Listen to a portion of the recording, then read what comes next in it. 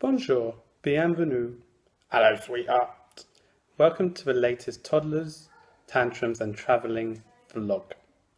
Today we're going to talk about top tips for parents in Paris.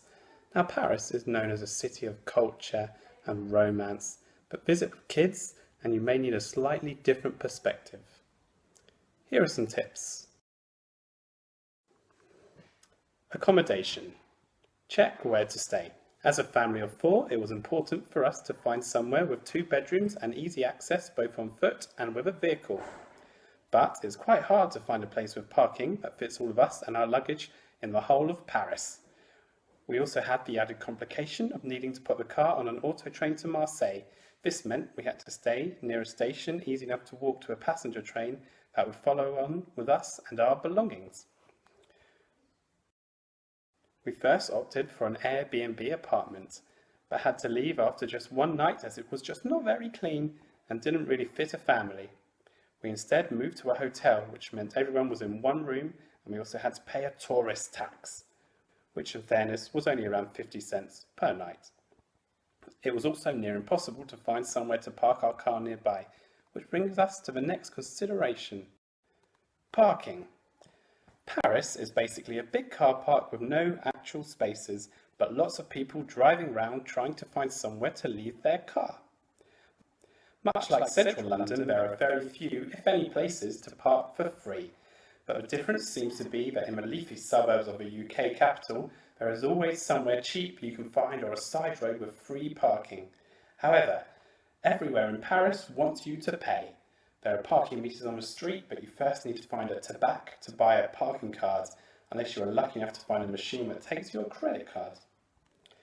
There are also underground parking lots where you can usually park for a maximum of just 24 hours, but expect to pay more than €30, and some will even expect you to pay in advance. Getting around.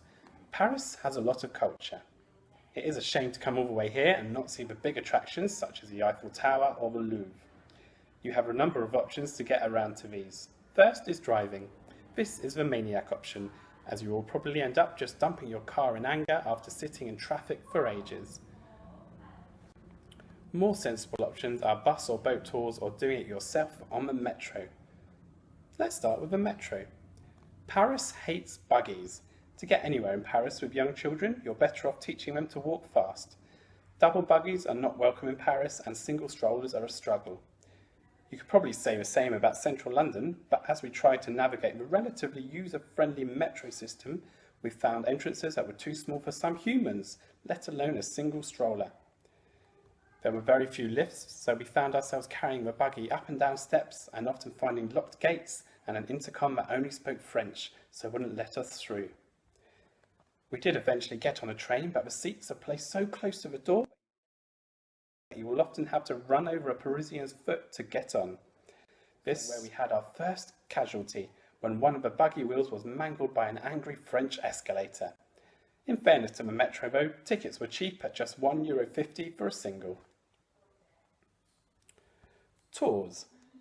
Once into Paris, you could find the sights yourself, or an easy option is to use one of the hop-on, hop-off buses or boats. Prices for the bus and boat tours vary depending on when you are going and the time of year, but we paid £43 for a 2-day pass to sit on a hop-on, hop-off bus. This takes you on a tour of all the main sites around Paris, and you can listen to an audio guide as you go. Getting a buggy on the bus also wasn't easy, but there are fewer Parisians to run over. In summary, Paris. Romantic, cultural, probably a nice place to make your kids, probably not the best place to take them.